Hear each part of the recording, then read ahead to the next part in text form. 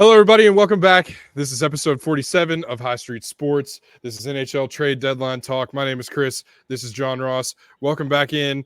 Guys, we are getting close to 100 subs. I know we've been saying that for like 2 months now, but it keeps creeping 2 up months there. too long. The last NHL Trade Deadline conversation that we had did pretty well. So if you could just, if you're new here, drop us a sub. We'll be talking hockey throughout the remainder of this season, playoffs, and everything that comes up. So we appreciate you guys if you're new. We also appreciate our returning watchers here on High Street Sports. We appreciate you guys coming back. A little bit of a lull in the action here on the channel, given the end of football season and transitioning into some new topics and things like that. But we appreciate you bearing with us and waiting on the new stuff to come out. Welcome back in. Trade deadline in the NHL came and went. It is Saturday, March 9th at 10:30 in the morning. The deadline was officially over with yesterday, Friday, the 8th at about 3 o'clock. And a lot happened. So we're here to talk about it all, unpack everything, see where the teams are that are in playoff contention. I know a lot of contenders made some pretty interesting moves. So we'll get to all that stuff in a little bit, along with updated playoff look aheads and things like that. So again, welcome back in, and we'll get right to it. There's a lot to talk about, so why waste any time? John Ross, go ahead and get us started, man. Yeah, man. Exciting deadline. Most of the excitement happened Thursday. It seemed like instead of like it usually is the last day leading up to the 3 p.m. deadline. But yeah, exciting deadline as always. Like you and I can both agree it's the most exciting trade deadline of any sport out there. But yeah, A lot happened, like I said, on Thursday, and we'll just start it off in the order they happened. So of our notable trades, I'd say the first one, excluding the ones we talked about that happened a month or two prior, with Lindholm going to Vancouver and Sean Monahan going to Winnipeg. We got a Chris Tanev defenseman going from the Flames to Dallas.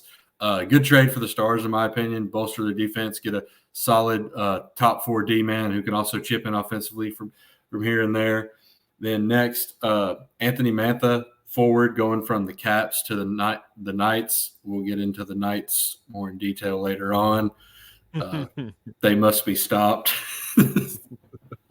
Stop helping the Knights. Yeah. For fuck's sake. Did you see, like, I think it was Thursday, like mid-afternoon, they tweeted just the eyeballs emoji, and I just went into it. I was like, what have they done now? Like, yeah, I mean, it's like, where they get Sid? How? Like, How? Seriously, I was like, did they trade for Draisaitl or McDavid or somebody? Did they put seriously, they need to put LTIR on the back of their jerseys.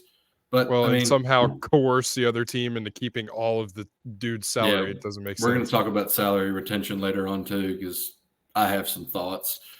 But yeah, Anthony Mantha going from the Caps to the Knights. Good pickup for them. He's having a solid bounce back season. Probably be good for on the third line of that team. William Karlsson centering in most likely. Then first, I'd say really big trade of this week, the week of the trade deadline, Vladimir Tarasenko going from Ottawa to the Florida Panthers. The rich get richer there. Tarasenko is a definition of a scorer. He knows how to put puck in the back of the net, and Florida's top 6 looks even better now. Barkov, Verhaeghe, Reinhart, Tkachuk, Tarasenko, and Sam Bennett. I mean, that's just a lethal top 6 right there. You got scoring, you got defense, you got piss and vinegar from Tkachuk. So, yeah, the rich get richer with Florida, top team in the league right now. Really, really loading up for a cup run, it seems like. But then next trade, you got Sean Walker, young defenseman, going from the Flyers to the Avs for a first-rounder. So good on the Flyers for I know they're in a playoff spot right now, and losing Sean Walker sucks, but getting a first out of that is good for them. I know this is kind of a surprise season for them. So, it seems like they still want to make the playoffs, but take advantage if you can and get a first. And then good trade for the Avs to bolster their defense. Get a really solid guy to go with Makar, Taves, put him back there. He's probably slotted in the top 4. And then next, Adam Henrique and Sam Carrick going from the Ducks to the Oilers. Pretty good trade for Edmonton. I think they overpaid a little bit, honestly. The Ducks got a first, and a first-round pick out of that, I think. But buyer's market, Henrique was the last top center in demand, so Oilers are going to have to pony up for him. So he'll probably slot into that, I'd imagine, 3C. He can play winger if he needs to, but yeah, I imagine he'll slot into 3C. And Sam Carrick, good forechecking defensive forward. He dropped the mitts in his first game with Matthew Olivier of the Blue Jackets in his first game as an Oiler, so good on him. Yeah, next one, another big trade, good trade in my opinion for both teams. Now that on its face it wasn't to me, but now that I've stewed on it, really is. Casey Middlestat, one of the top centers left over from Buffalo, going to the Avs. Another good trade for Colorado. It was a 1-for-1 trade, something you don't see very often at the NHL trade deadline. Sabres get Bowen Byram in exchange. Really good young defenseman, scored in his first game of Buffalo the day after the trade deadline. So good deal for both teams. I kind of didn't like it at first because I thought giving up Byram wasn't good for the Avs, but Middlestat will slot into that 2C, kind of solidify that for the Avs, and they're one of the top teams in the league too, loading up for another cup run, so that'll look really good there. And then Alexander Wennberg going from the Kraken to the Rangers. He'll probably slot 3C role with them. Possibly could be 2C, but then again, you got Zibanejad and Trocheck in front of him, so we'll see. But he's solid defensive-minded center. He can chip in offensively too. He had a good first year with the Kraken in their inaugural year a few years ago. And then next one, one of the top targets on the trade deadline, Noah Hannafin going to, you guessed it, the Vegas Golden Knights. I believe a first-round pick was a part of this, but there's some conditions on it. There's a lot of picks would seem to be with that. I think the conditions were, bear with me, listeners. Oh, wait, no. So, yeah, they received a conditional 2025 first-round pick, a conditional 2025 third, a prospect, and retained half of Hannafin's salary.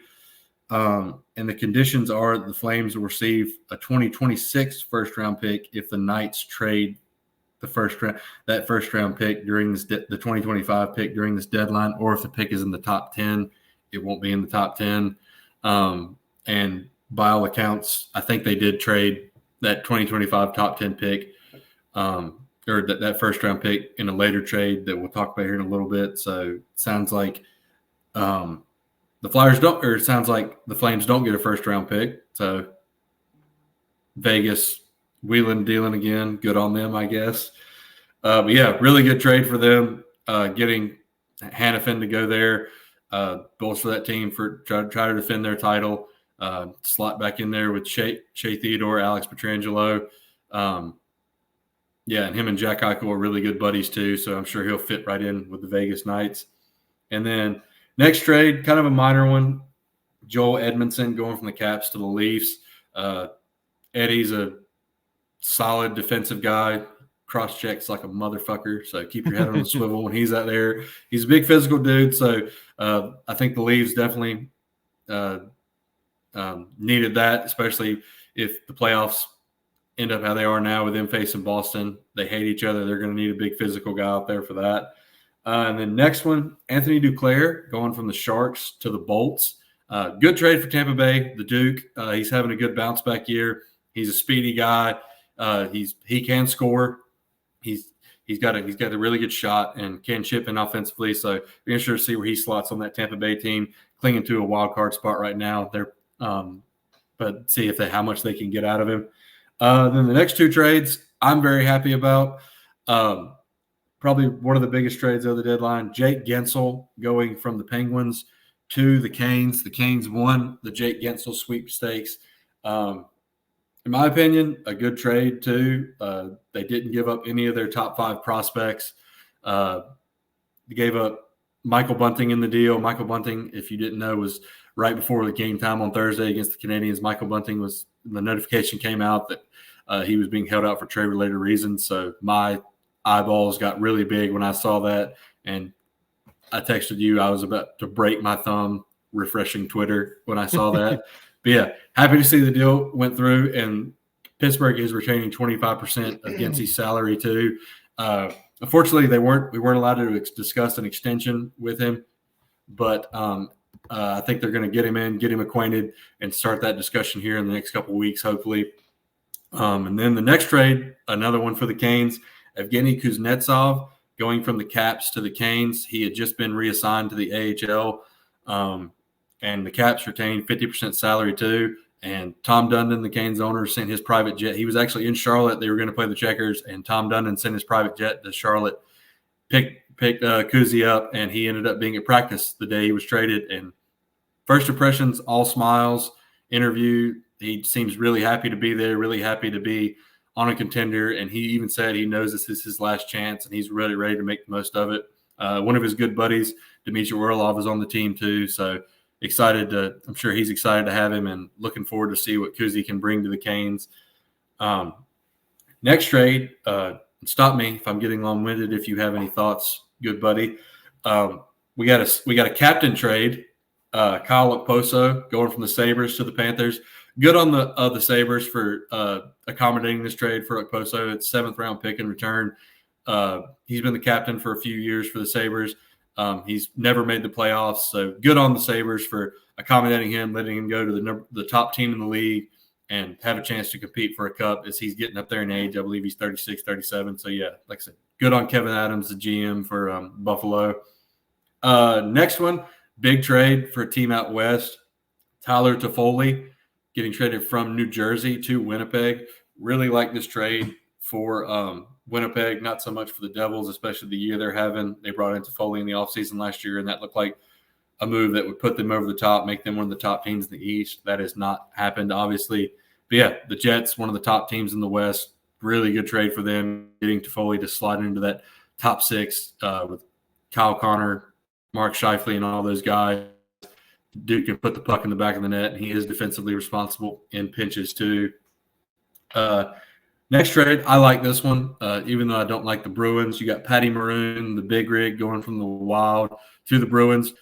Savvy vet who's won a lot of cups the past few years, going to a Boston team. It was relatively quiet, so kind of low-key move by them. See how that works out. I'm almost done. I'm about to lose my breath here. I need to drink some water. I can't imagine how Elliott and Friedman and Frank Saravelli and Pierre LeBrun, all those guys feel looking at their phones all day and having to. Wild day for the insiders. Yeah, if anyone didn't see Frank or Elliott Friedman on Chicklets this past week, he averages that little notification you get at the end of the week. He averages 17 hours of screen time during the trade deadline week. I don't doubt that one bit. That's insane. But yeah, we got a few more trades here. Jason Zucker, veteran scoring winger, going from the Yotes to the Preds. Good move by the Preds. They're clinging to a wild card spot right now. Wasn't really expecting them to make any moves, but just a solid, savvy move by them to try to get some scoring depth on that team as they try to hold on to that wild card spot and compete in the playoffs. Next, you got Eric Johnson, veteran of many years in the NHL, going from the Sabres to the Flyers. Like this move for Philly. Get a nice veteran there to load up for cling on to that third spot in the Metro in their surprising year in the playoffs. Then probably the only notable goalie trade of the deadline, Jake Allen going from the Canadiens to the Devils. Didn't really seem like a move, kind of a too little too late move in my opinion for New Jersey. Seems like they were in on Jacob Markstrom a long time, but I know the reports this week were like they maybe have a deal in place, but they're going to wait till he's a free agent this summer instead of having to give up stuff for him, since maybe they know it's a lost season. But yeah, don't really care if it's at the Devils' expense, I guess, personally. But last two, Matt Dumba, veteran defenseman, going from the Yotes to the Bolts. Solid trade for them. He'll probably slide into that bottom pairing, or possibly top 4, I know, with Sergachev out for the season now. So like that trade for Tampa Bay. And then lastly, the Vegas Golden Knights, just coming from the top rope in the wee hours of the trade deadline and getting Tomas Hertl from the Sharks. He is injured right now. Probably will be back at the very end of the regular season. So yeah, Vegasing again. So we'll get into that more here in a second. But yeah, that's all really notable moves. Unless you had any thoughts, I was going to transition into some winners and losers, in my opinion, at least, from the trade deadline. I have a lot of losers, which I think is usually the case. You're going to have more losers than winners when you have so many teams and really so like kind of a finite amount of really top players, solid players available at the deadline. I'll start with my losers first. The Toronto Maple Leafs. They're in a playoff spot right now, but they didn't really do anything of note. And I know they don't really have a lot of cap space because I think 90% of their cap space is tied up in 4 players, which, I mean, you see the results they have in the playoffs. I mean, they're really good players, but at some point, I just don't think you should have that much money tied up in 4 players on your team if you want to compete for a cup. But yeah, the Leafs, really their only notable moves, Joel Edmondson and getting Ilya Labushkin, I think, hopefully I didn't butcher his name, from the Ducks. 2 guys who don't really offer much, not really sexy pickups, but we'll see if they make a difference. Bruins are another loser of mine. Really their only move of note was Pat Maroon. I know the Bruins are one of the top teams in the league right now, but it just seems like I know they don't have a lot. I think they had $500,000 in cap space too. And I don't know if you saw this, they apparently had a deal on the table to send Linus Ullmark, one of their top goalies, out, but he declined the trade because of geography. That, yeah. Apparently it was LA, the Kings, which is weird to hear that a guy would decline. That's usually not a place you hear a guy declining a trade because of geography. A lot of guys usually want to go to play in a big market like that. But yeah, Bruins, like, they added Patty Maroon, and that's really it. They're still a solid team, but I guess Bruins fans might feel like this is a loss for them, being so quiet, and they felt like they could kind of move Ullmark out, which was Swayman, as their number 1 guy, and kind of use his cap hit to bolster the roster somewhere else. But yeah, that's just my opinion. Rangers, another loser in my opinion. They were in the Jake Guentzel sweepstakes, it seems like, to the very end. So I'm sure losing it to a division foe, the Canes, sucks to see that if you're a Rangers fan. Sorry, not sorry. But yeah, Alexander Wennberg, and then they got some other minor move. But they got Jack Roslovic from the Blue Jackets. Yeah, that's right. They got Roslovic from Columbus. 2 centers, so likely they're 3C and 4C right there. Minor moves, we'll see if it pays off. Yeah, then you got the Isles, and not many people, I mean, they're usually pretty quiet at the deadline. I mean, I guess that's why I'm going to put them in here. Like, they have the cap space. You feel like they could have gone after somebody who could put the puck in the net, because that's what they struggle to do. And if they make the playoffs, it seems like it's going to be just relying a lot on Ilya Sorokin again to get hot and steal a series for them. Another person I had on here, not necessarily a loser, they were kind of quiet and you thought they'd do something. The Detroit Red Wings, who have been red hot as of late, thought maybe they'd make like a depth move to bolster that lineup, because they look like they're primed for a playoff run with how hot they've been lately. Patty Kane and DeBrincat heating up. Penguins are another loser of mine. I feel like all I've named is Eastern Conference teams so far, which that's actually all I have named. But yeah, Penguins. I know a lot of Penguins fans seem very underwhelmed by the return from the Canes for Guentzel, and I probably would too, with all the names that were floating out there from other teams that were willing to offer for Guentzel. But it is what it is, and I kind of saw the writing on the wall when they overpaid for Erik Karlsson this summer. They haven't really made moves to get quality prospects or anything like that. Maybe get younger in some positions and kind of keep that window open for Sid and those guys and Letang and Malkin. But that's just my opinion.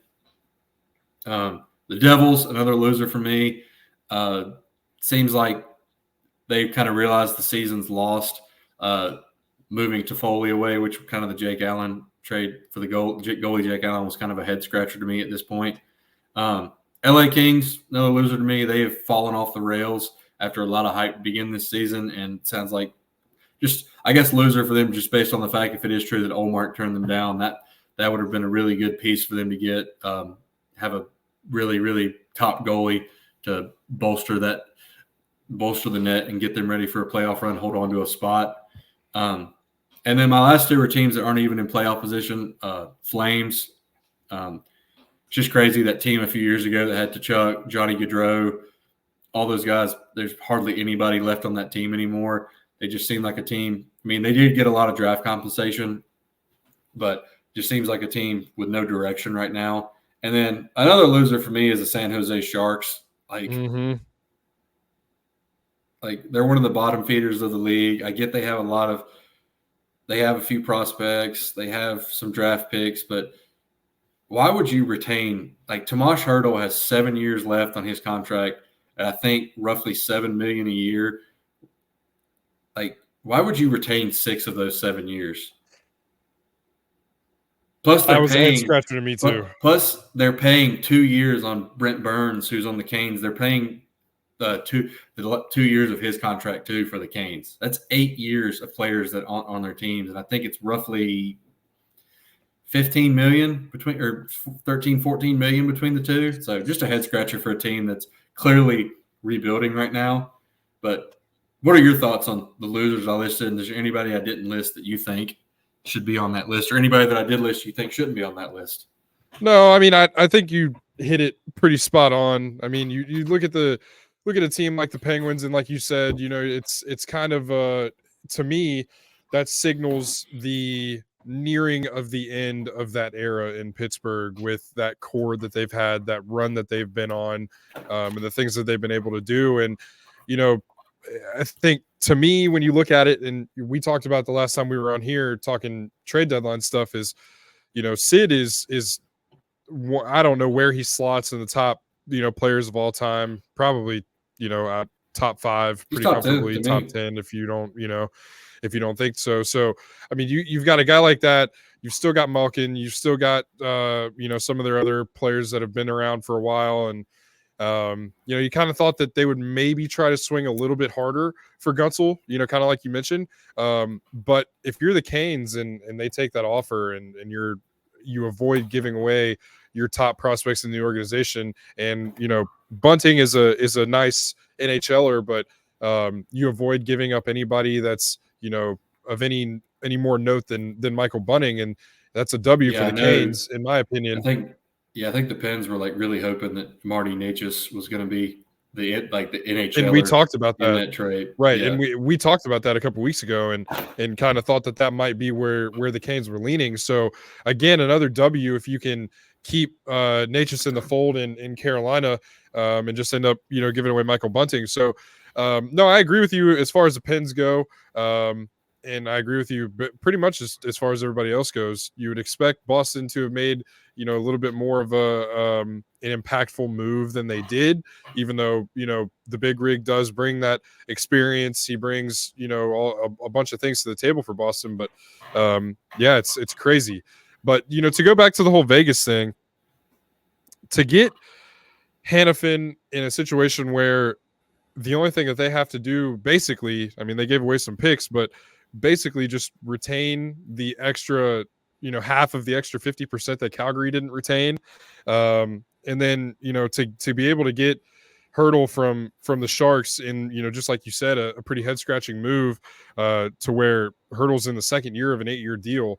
So that's a wild one, but I mean, just a lot of moves that went down that you kind of think to yourself, like, do some of these dudes have dirt? Does Vegas have dirt on people? I don't know. I don't know. I mean, it's expansion team. They've been around for what? This isn't even they haven't been around for 10, have they? Their first season was 2017, and then when they made the damn Cup final. Yeah, so they've known nothing but good, outside of maybe they had a little bit of a step back in the second year, I think. I think since they've been in the league, I think I saw it this morning on Twitter, I think maybe 1 or 2 of their first round picks are in their farm system or on the team. Every other one has been traded. Well, you go to Vegas to wheel and deal, and damn it, if the Vegas front office doesn't wheel and Hey, deal. that's a good point. That's a good point. They do fit Vegas to a T. Yeah. Yeah. I So I don't mean know, man, but it's crazy what Vegas is able to do every year, it seems. And obviously you look at also, like you mentioned earlier with Vladimir Tarasenko going to the Panthers. He is an impending unrestricted free agent, but you gotta think like he really really solidifies that top six as far as the forwards go, and makes the Panthers, who have moved up to the number one seed in the Atlantic Division, an even scarier team. And yeah. it adds a lot to the Panthers and what their hopes are for the postseason. And then again, like, I don't want to skate past the Canes here without talking about what these moves really mean for them, because you look at a team who is currently second in the Metro, able to go out and get Jake Guentzel for almost nothing. I mean, I don't want to call it nothing, but you avoid giving away your top prospects. You give away a few picks. They gave away a conditional first and a fifth, both in 2024. And I think So the first becomes a second if we don't make the Cup final. yeah. So If we make the Cup final and win it, they can have that first. oh yeah, I mean, who the hell cares? And like Yeah, we've mentioned before, the Canes have been a little bit reluctant to go out and swing hard for very a rental. conservative. But I mean, you're looking at, and again, we talk about windows, and some teams have a longer window than others, and that just kind of is what it is. But for small market teams such as the Blue Jackets, the Canes, and things like that, I mean, you really have a 5 to 6 year window when you really get good and get a good core, and you build the And it team the can right shut way like the fast Canes have, and it can shut fast and stay shut for a long time. and yeah. So I mean, you look at that, and that's a huge deal for Carolina. And then you also look at the other half of their trade deadline haul, and Evgeny Kuznetsov still has something to offer. And I think that team in Washington has kind of been in flux. Obviously, that's another team that has had a pretty substantial cup window, and it seems to be that they have come to the end of that window in Washington. So Kuznetsov might have been a guy who it was kind of middling there in that situation, but now he comes to the Canes, who have a good mix of veteran presence and young players that are hungry to go out there and get the job done in a situation where they've really desperately needed that extra offense in the playoffs. And I think that the Canes front office went out there and did what they had to do to ensure that problem doesn't happen again. And so you look at the Canes, and in my opinion, the Canes are the winner of the deadline to me. I mean, I don't really think, given the situation that they're in, what they added, I like it. And so Yeah. hats off to the Canes for being able to do that. I would be remiss to wear the sweatshirt and not mention the Blue Jackets situation. So they were able to clear up about $6 million in cap space by sending defenseman Andrew Peeke to Boston and sending Jack Roslovic to the Rangers, as we spoke about a little bit ago. Two players for the Blue Jackets that are young guys, had promise. Jack Roslovic was up and down the lineup at the center position. Played a lot of first line center, played a lot of second line, and then in the bottom six as well. So just a guy who I don't really think was able to put it all together in Columbus. There were a lot of times where he looked a little disinterested when he was on the ice, but hopefully that's a player that, surrounded by the talent that the Rangers have, can maybe figure something out and learn from some of those guys down there. And then Andrew Peeke, again, just, a guy that's a young guy, young defenseman that's got, a lot of promise, but needs to work on his defense, which is essential to being a defenseman in the NHL. So good luck to both of those guys. Yeah, good luck to both of those guys. We'll miss you in Columbus, but the Blue Jackets clear up $6 million in cap space, which is could go to a couple of free agents in the offseason. So look to build on what they've been able to find with some of the younger players. Dmitry Voronkov is just unbelievable. And then some of the other young guys. A lot of good Russians on that team. A lot of good Russians. So there with Yegor Chenikov and Marchenko and some of those young guys. So a lot to build on in Columbus. Johnny Gaudreau heating up in the last month or so. Patrick Laine, whenever he comes back, hopefully he can figure some stuff out and be able to stay on the ice. So a lot of stuff going on in Columbus. We'll see if Pascal Vincent is the head coach going into next year or what the case is going to be there, who they hire as a GM. So a lot going on there. That's all I have as far as my notes go for the trades. What else you got? Yeah, you touched on three of my winners, like obviously the Canes, Vegas, and Panthers. I'll just talk about the Canes a little bit. Just hats off to Don Waddell. Like Thursday afternoon, I saw the stuff about how the talks between Guentzel and the Rangers were heating up. I have learned though that I saw like a lot of name dropping from Rangers reporters, and then I was turned on to the fact that I feel like a lot of GMs do that to their local reporters to try and up the ante from other teams. Obviously, they were definitely trying to do that with the Canes. They're the team that's nipping at their heels in the Metro. They were dropping like the names of their Rangers' top prospects. So I definitely think that's a move that GMs do. They'll throw stuff out there to try to up the asking price from other teams, kind of handicap other teams. But I did see one that said a first-round pick in Capo Caco, and I was like, I swear to God, if the Rangers get Guentzel for just that, but I'm sure they feel that way about what we got him for. But hats off to Don Waddell, man. Mid-afternoon Thursday, I was lighting my torch and sharpening my pitchfork because I thought it was going to be another classic case of him sleepwalking through the deadline, making a depth move here or there, and then hitting us with the "we like our group." But you know what? That dude has a burner account because in his interview yesterday after the deadline, he said, I said it, I like our group, but now I really like our group. So, the dude hears us. He sees our memes. He's smart. I'm an idiot. Great deadline for Waddell getting Guentzel and Kuznetsov. Just really exciting. Loading up to bring the cup back to Carolina. Like I said, Kuzi just looks really excited to be there. Just seeing the picture with him, Svech, Orlov in practice, he just all smiles.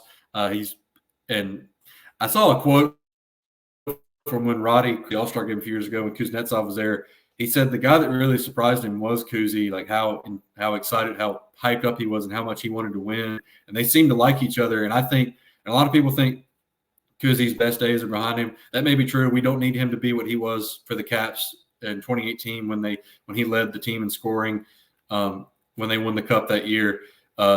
We just need his playmaking. I hope we can insulate his defensive deficiencies. I do think if anybody can get the best out of him is Rod Brind'Amour. And Jake Guentzel, man, he's just what the doctor ordered for the Canes. The past few years when they've been bounced, it's the same story over again. The scoring dries up. We run into a hot goalie. We don't have anyone who can get that timely goal, and Jake Guentzel can do that. He's getting ready to come back from injury. He was out of the no contact jersey Wednesday practicing with the Penguins. So just excited for him. The low hanging fruit obviously has me salivating is a top six with Guentzel, Aho, Teravainen, Svech, Kuznetsov, and Nichas. Like that gets me really excited, man. I think honestly too, like two of those guys who have been there, done that, have been in a winning culture for. And I'm not saying that the Canes aren't, but you come from a different perspective. You play with guys like Alexander Ovechkin. You play with guys like Sidney Crosby and Evgeny Malkin, and the guys that they've been around for the last 10 years or so. And it's hard not to rub off on the guys like Natchez and some of those other guys who, may not know exactly how to, take care of their body to get to the stamina that they need to carry on into the playoffs. And they know that. And these are two guys that absolutely know what it takes. So it doesn't hurt adding, and especially a guy like Kuznetsov too, who may be towards the end of his career, but I mean, good God, you think about the hockey that he's played and who he's played it with. And it's like, I mean, there's no telling what he can add. He's coming off like going to the NHL Player Assistance Program. Just he got in trouble for a few years ago. Maybe I'm not sure how recent it was, but for getting caught with drugs on camera. I do think he's very grateful for this opportunity for a fresh start with a cup contending team. And like he said in his interview, he knows he said, this is my last chance. Like I think he wants to make the most of it. And and I'm confident he will. I'm really excited to see if him and Svetch get put together. I think he could do wonders for Svetch with his playmaking. But yeah, just really excited, man, for that team now. And it's going to take a little bit. It's not going to be like Rod said it. We're all singing Kumbaya right now, but we got to get the guys integrated. It's hard to play Rod's way. It's a man-on-man system. No one else plays that way. It's a hard four-checking system. It's hard to play for the Canes, and it's going to take some time for Guentzel and Kuzi to get used to it. But just really excited, man. So happy that they're going for it. Just showing that they want to win a Stanley Cup and that they're not just content with being a contender. But yeah, moving on, like we're talking about Vegas, got to call them a winner. They needed top 9, top 6 depth and a defenseman. They got all three. They got Tomas Hertl, Noah Hannafin, Anthony Mantha. They're $170 million payroll now, including LTIR. I did have this thought though, and I'm curious if you agree. I just talked about how it just like when guys get traded at the deadline, it's not instant success. It takes a little bit for them to integrate with a new team, how they play, how the coach operates. I think more so with the Canes just of how Rod coaches and how they play. But I mean, Hertl, it sounds like he's not going to be back to the very end of the regular season or the playoffs. Mark Stone has a lacerated spleen. Vegas keeps giving us this line of bullshit like there's no timetable. We know what y'all are doing. He's going to be back for game 1 of the playoffs. Like, we're not stupid. Like, and they're in only wild card 2 right now. You wonder, like, A, I'm going to laugh my ass off if they miss the playoffs. But B, like, when those guys come back, you wonder if they're like that's not a good time to be like with Hertl and Stoney being thrown into the mix. Round 1 of the playoffs is not a good time to be learning how how guys tick and how they operate. Like, especially if they finish in wild card 2 and have to play the damn Canucks. Like I know they're the defending champs and the Canucks haven't been in the playoffs in a few years, so I would still kind of give Vegas the advantage there. But that's still a tall order. And like I just talked about, like I'm sure you agree, like that's not the most ideal time for guys to be figuring out how a team operates and how their line mates that they're being thrown with, like there's a very hockey is probably the biggest sport on like chemistry there is, just because the 3 guys you're out there with or the D partner you're with, you have to know how those guys tick. Yeah, I think there is something to be said though for, lines do shuffle sometimes in the heat of the moment and things like that. So I think, practice is going to play a bigger part into that than we may realize. And, they will have periods where they skate together, and I'm sure, long before they touch the ice in a game setting together. Now, obviously, practice speed in an NHL playoff game are 2 very different things. But at a certain point, hockey is hockey, right? And you got to go out there and just do the game, do your job and play the game the way it's supposed to be played. And I think Mark Stone's good enough to figure it out. I think he'll be fine. Unfortunately, not unfortunately, I don't have anything against him, but it's just they're a well-oiled machine, man, and it's got to be fun to be. It's got to be fun to be a Vegas fan. Hell yeah, yeah. Shit, yeah. Listen, they're an expansion team that's known nothing but good since they've come into the league. This is an expansion team that's never had anything good. Damn it, fuckers! All good things come to those who wait, good buddy. I've waited a long time. I'm tired of waiting. I've waited a long damn time. We've been close for a long time, and I'm fucking tired of it.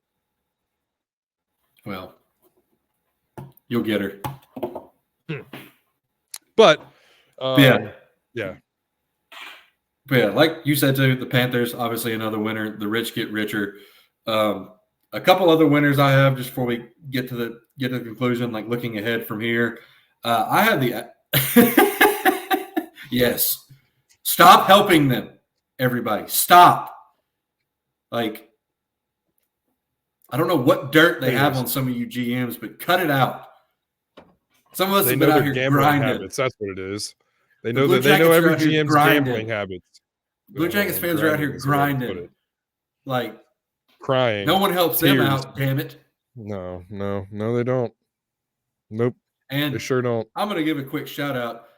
The league needs Columbus in the playoffs because Ryan Whitney, shout out Ryan Whitney, was spitting chicklets. He commented, he put a tweet the other day that when the Oilers were playing them, and he says, he just shouted out the Columbus fan base. He said, this team stinks and they have no hope of the playoffs, but that place is packed and they're loud as shit. I don't know if people remember. I don't know if people remember when the Blue Jackets swept the Lightning. That place was loud. That place was shaking. Artemi Panarin's goal to basically seal that sweep was the loudest I might have ever heard nationwide ever. Yeah, and, I'm biased.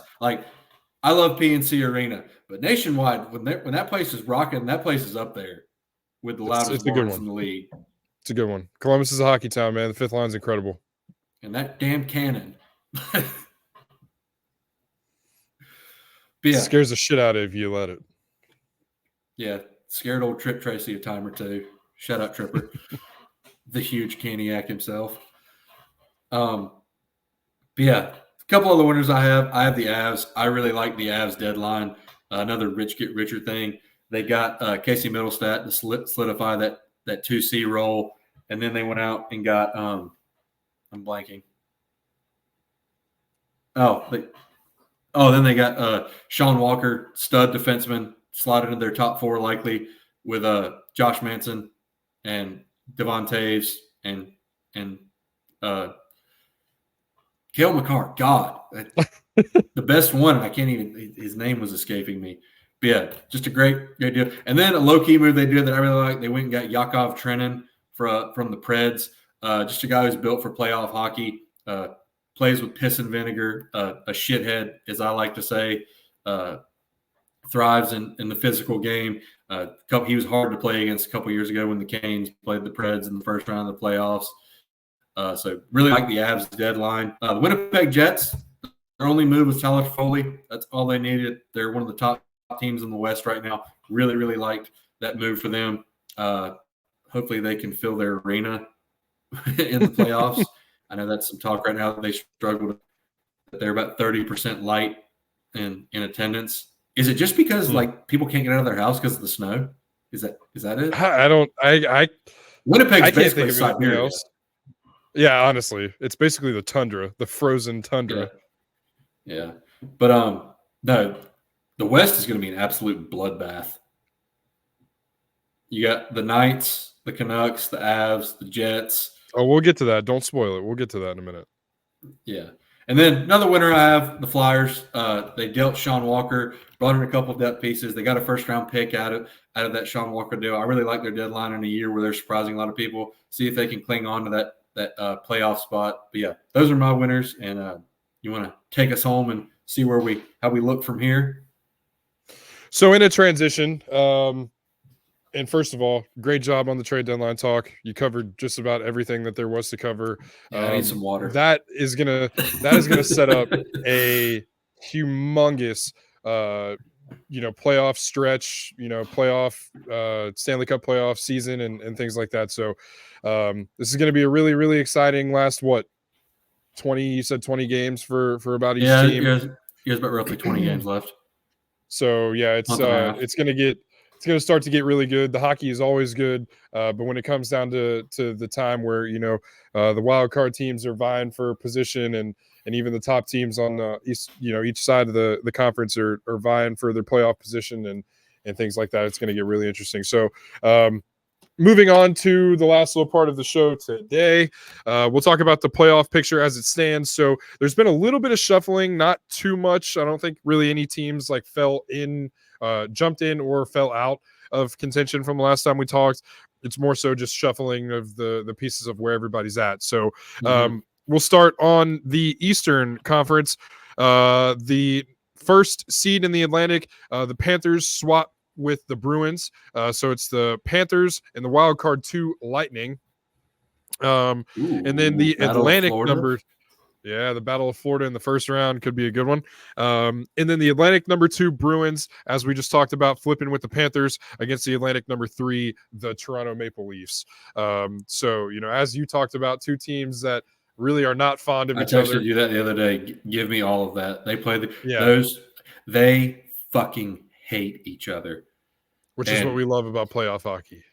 and hates. You shouldn't hate anyone as a general rule, but make sports fans hate again. Yes, there's too much. There's nothing like some good old fashioned hate in sports. Oh, and especially when it comes to Stanley Cup playoffs. Give me all of everything that you have to Yeah, offer as we're far not. as Yeah, Bruins and Maple Leafs go. yeah, we're not. Yeah, there's too much buddy. We're not friends. No, we're trying to win a damn cup here. Can't be Yeah, friends and win a cup. Fuck I'm about that. to run through a wall. Jesus. Let's go. And then moving on to the Metro, you have the number 2 seed in the Metro, the Carolina Hurricanes, against the 3 seed currently in the Metro, the Philadelphia Flyers. And again, when we talked about the Flyers kind of being a year or two ahead of schedule under Coach Tortorella, so good on them. But also good on the Canes for making moves. And I suspect that they'll be on the Rangers' heels for that number 1 seed in the Metro, especially when they figure it out even longer into the playoff run here down the stretch. But then the number 1 seed in the Metro, the Rangers versus the wild card number 1, the Detroit Red Wings. So again, another team that is having. Rangers Red Wings would be good.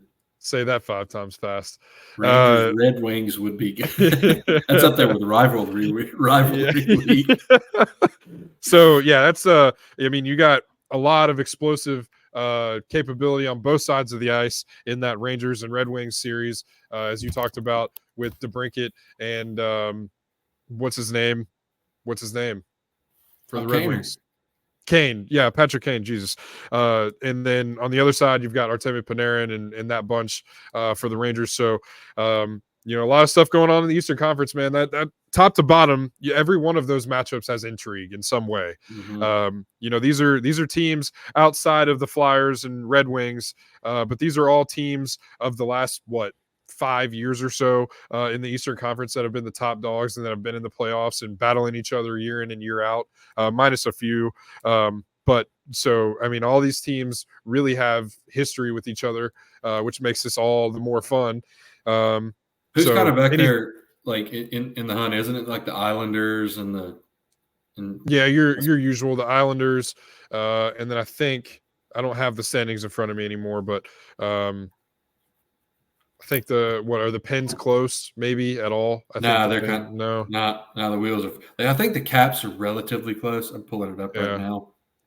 But I think provided anything crazy. The Caps are 5 points out. The Devils are 6 points out. Yeah, but like we talked about in the last one, that Thanksgiving theory about what the standings look like after Thanksgiving, that holds true a lot of them actually. Yeah, and I just don't think you look at the teams that are in here. Maybe if the Lightning run into some trouble, or if the Red Wings kind of run into some trouble, but as you mentioned, the Red Wings have been red hot, and the Lightning have been there, done that. So I wouldn't suspect either of those two to fall out of contention. And then you sit back and think about it. No, 5-6 points isn't a lot, but at this point in the season, with everything that's kind of already shaken out, it kind of seems that things may stand pat where they're at. So moving on to the Western Conference, as you mentioned, the number 1 in the Pacific, the Canucks, just continuing their incredible season, slated as the number 1 seed out west in the Pacific, against the wild card number 2 Vegas Golden Knights. Again, nothing more needs to really be said about the Vegas Golden Knights, but that should be an intriguing series. Should everything shake out and players get back and healthy for the Knights. Moving down to the Central number 2, the Winnipeg Jets in their 2/3 empty arena against the Colorado Avalanche, the Central number 3. Yeah, that'll be a good one too. A lot of skill on both sides of the ice on that one as well. Moving down to the Pacific. That race, the Central will be interesting to see how it finished, because looking at it, the Jets and Avs are tied, and they're only 2 points back of the Stars each. So Yeah. we should see how that one shakes out. Pacific number 2, the Edmonton Oilers, and Pacific number 3, Kings. Again, it could be a very Oilers would wax one-sided them. series there. Yeah, I was about to say the same thing. I don't really think Honestly, the Kings in a 7-game series don't have much for McDavid and Draisaitl. Selfishly, I'd like for the Knights to jump the Kings and get an Oilers Knights first round series. I would 100%. I'd be locked in. 100%. And then you move down to round everything out here. The Central number 1, Dallas Stars against the wild card number 1, Nashville Predators. So, Battle of the there's South, baby. Battle of the South, baby. And somehow, man, the Stars just continue Canadians to be are shaking in their boots. Yeah, right. What is that? Only 2?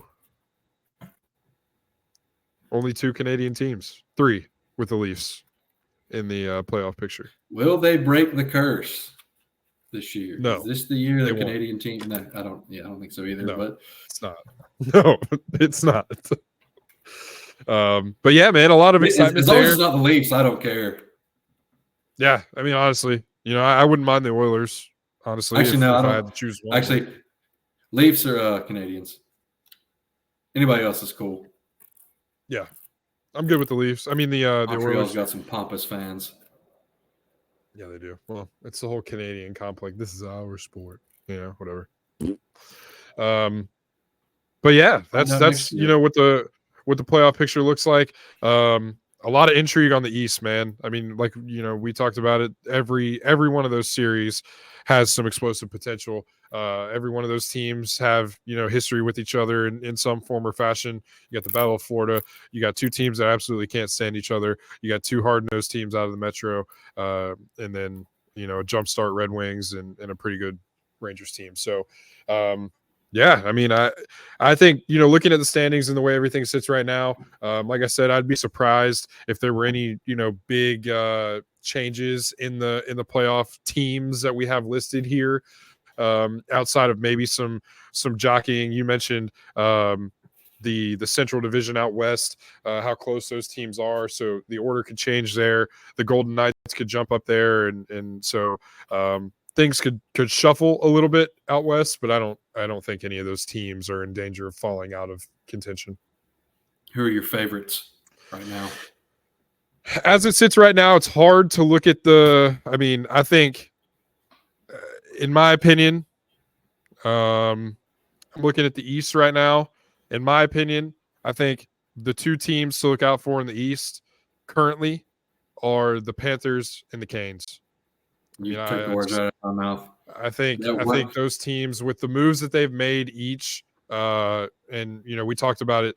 Tarasenko goes to the Panthers, and Guentzel and Kuznetsov go to the Canes. Who the Canes, like if you look at the top 6, man, like provided everything stays as it should. We'll see how it shakes out when the playoffs come around. Yeah, but and goaltending. I mean, I think they've really found something in Peter Kuchetkov, and we'll see again what happens with their goaltending. They've got and Freddie's back too now. Freddie's back, and Spencer Martin's there to provide if they should need him. So I mean, there's a lot of depth there at goalie for the Canes, and then like you look at the Panthers, man. You mentioned their top 6 and what they've got, and it seems like those 2 are on a collision course. And good God Almighty, I thought that a couple weeks ago when we played each other in Raleigh, and it ended 1-0 with Aho scored in the last 20 seconds. You can tell those two teams do not like each other. We talked about the Leafs. Leafs and the play a Bruins very hate each other. similar style. This is developing into a rivalry. It's two southern market, small market teams. They don't like each other, and I thought it after that game a few weeks ago. I said, pending how the deadline shakes out, these 2 teams look like they're on a collision course for a rematch of last year. Yeah, and I mean, they play a very similar style of hockey, in my opinion. Very hard-nosed, tough forecheck, good defense, and pretty good goaltending. Florida's barn still sucks. Sorry, they do. Sorry. It's a morgue on most nights, but we'll leave that. Truist Center, whatever you call it. Poopus Center. But then out west, I'm looking Looking out west, I can't help but think of what the potential is with Vegas when they get healthy, and that's always in the back of my mind. But I think I'm on long-term injured reserve of Vegas at this point. Yeah, honestly, I think I like the Stars. I don't know why I can't stop looking past the Stars, I but like the I Avs think a lot. yeah, yeah.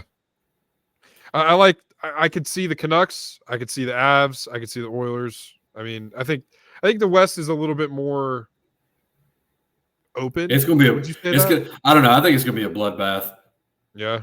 Yeah, I mean, the NHL playoffs always are, but the Canucks are very good. Don't get me wrong, but I'm Experience not sure. matters. I'm not sure. Yeah, I'm not sure if you agree or not. We've seen this before. Like a team comes roaring out of the gate and just has a better than expected season. Like I don't know, like people expected them to compete for a playoff spot, but they didn't expect this. But then, like you said, experience. Experience matters in the playoffs.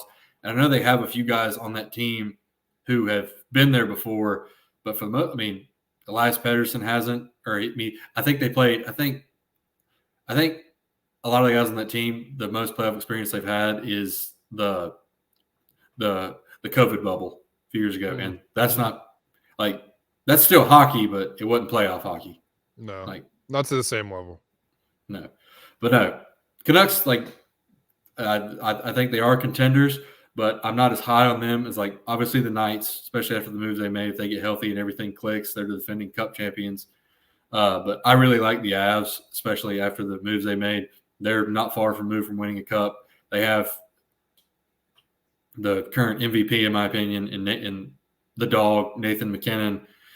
And there's a good chance they could get Gabriel Landeskog back too, the start of the playoffs. And he's been a part of that core forever, and he's not a new piece. He knows how everybody ticks. You throw him right in and proceed as normal. Now you add Middlestat, Sean Walker, Yakov Trenin. I really, really like the Avs. I like the Jets too. I think a lot of people are sleeping on the Jets. They have one of the best goalies in the league in Hellebuck. And you know this, I mean, from the Jackets' little semi-run a few years ago, a hot goalie can steal a damn series 100%. for you. Absolutely. Like, Absolutely. The Canes have been on the receiving end of that, especially last year. Bobrovsky now with the Panthers. And we've seen how many times have we seen Vasilevsky do it for Tampa Bay? A hot goalie can 100% steal you a series or two. Yep, absolutely. And I think, and it's fucking frustrating if you're on the opposite side of it. It is. It absolutely is. And we've gone from, and especially in Columbus, having that with Bobrovsky and sometimes having that with Elvis Merzlikins and things to absolutely not having that, and it stinks. So yeah, I mean, you just gotta. I mean, playoffs across every sport is so much about who's hot at what time, and you know, as you mentioned too, like, and it's it's a long known thing. Like the President's Cup, the President's Trophy winner doesn't always win the Stanley Cup, and more oftentimes than not, they don't. Because it's hard to play at that level all season and keep the stamina going into the playoffs and ratchet up the intensity even more in the playoffs. So there's a lot that goes into it, and the trade deadline is a big part of it. And now we'll really get to see what teams are made of, what they'll look like going down the stretch. And it's going to be exciting, man. A lot of teams, high profile teams, make some big moves, and a lot of playoff contending teams make some big moves to fortify their depth, to get things moving in an even more right direction, and get everything rolling down this last stretch of the regular season. So a lot of action. This has been a long-winded, a lot of information episode here of High Street Sports, but this is hockey. This is the trade deadline, and this is what we love about the sport. So any final thoughts before we get out of here, good sir? No, excited after the trade deadline. I mean, selfishly excited for my Canes.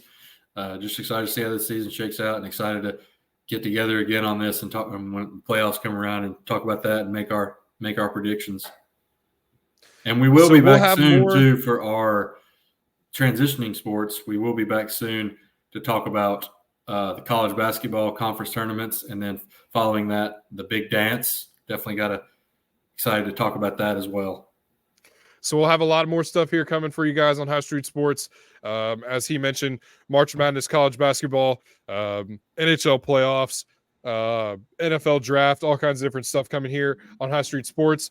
We appreciate you guys bearing with us in this little, lull between episodes. I know it's not as frequent as it was a couple months ago, but we're trying to get enough for us to talk about and not just bring you guys a bunch of empty episodes. So thank you guys for bearing with us. Thank you guys for coming back, sticking with us here at High Street Sports. We're having a lot of fun here. Glad to be back in front of this camera talking to you guys. Good to see you again, buddy. Good to talk about hockey, and we'll be back to talk about all things sports. So for John Ross, my name is Chris. This has been High Street Sports. We appreciate you guys, and we will see you on the next one. Thanks, guys.